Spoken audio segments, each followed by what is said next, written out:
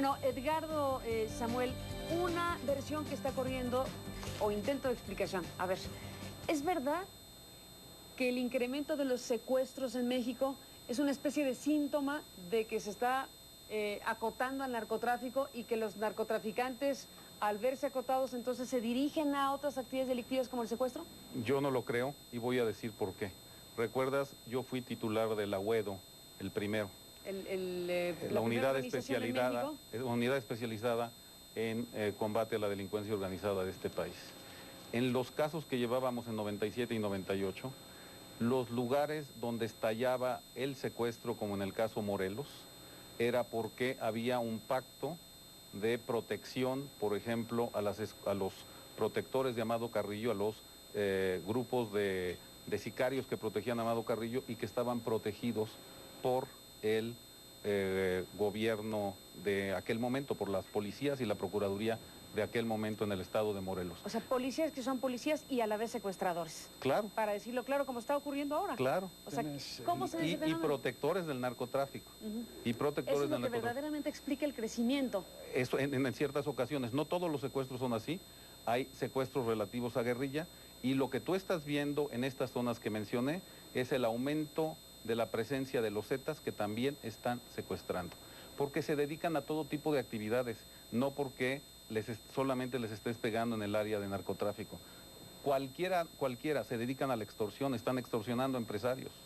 Hemos tenido conocimiento de empresarios que les piden $25,000 mensuales para dejarlos operar en ciertas zonas de Michoacán y de Tamaulipas. Protección. Protección. Hay un tema que también está a debate, Edgardo.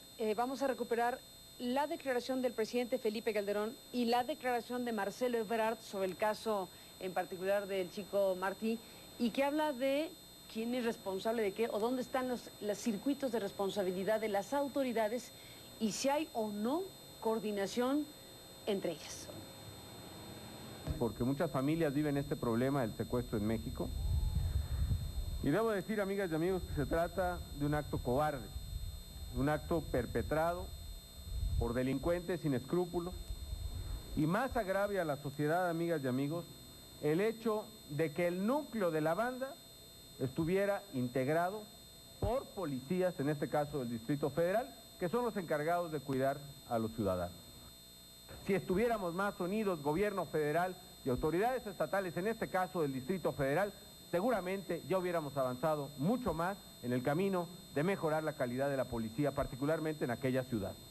Así que hago un llamado a las autoridades del Distrito Federal para que dejemos de un lado de una vez las diferencias políticas, sin claudicar en principios y convicciones, pero nos pongamos juntos a resolver problemas que solo juntos podremos resolver, como es el caso de la inseguridad pública y particularmente en la Ciudad de México.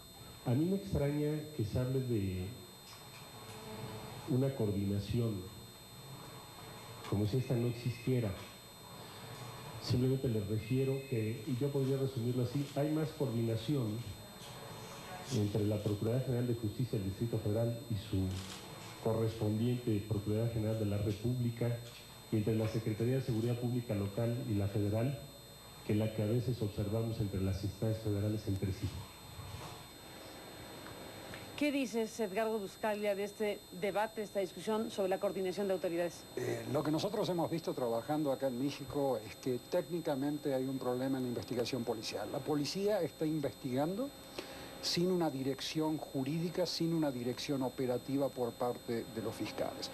En los países donde estos secuestros han venido bajando, como El Salvador, Italia y Colombia, el fiscal se sienta en una mesa con el órgano de inteligencia, CISEN, inteligencia militar, en caso de que sea necesario, policía judicial y el fiscal dirigiendo la investigación y diciéndole a la policía qué tipo de prueba necesita para que él o ella después puedan acusar.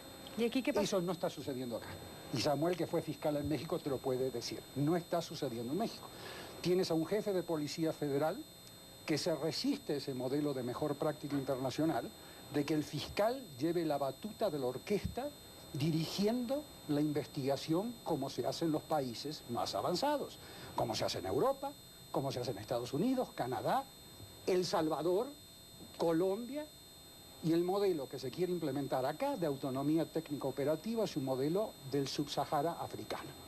Ese es el problema que de alguna manera impide que estas investigaciones se puedan llevar adelante. El policía puede ser valiente, abnegado, efectivo, le entrega una investigación a un fiscal sin la dirección del fiscal previa y lo que sucede es que al fiscal se le cae el caso.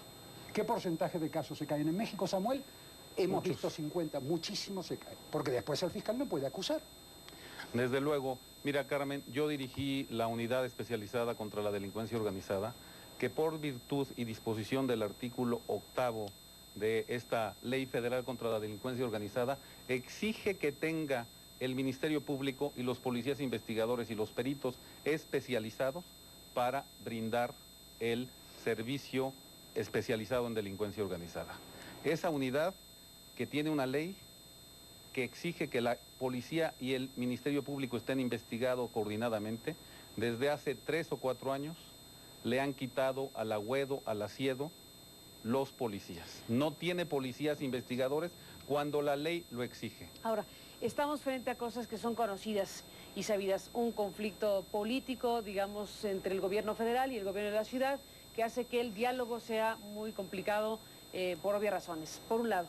Por otro lado, información sobre confrontaciones al interior de las instancias federales. Acabamos de ver la salida de 2 subprocuradores de la PGR y el conocimiento de que hay una confrontación entre el ámbito de la PGR y el ámbito de la Secretaría de Seguridad Pública por hablar del tema federal, más el conflicto político entre la Federación y la ciudad.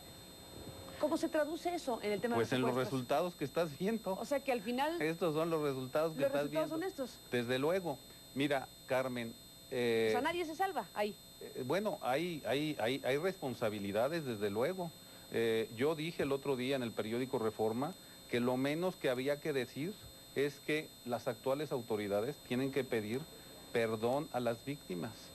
En este país, invitados por la Secretaría de Relaciones Exteriores, en el año 2003 se hizo un gran seminario sobre el secuestro financiado por los empresarios más importantes de este país del sector bancario.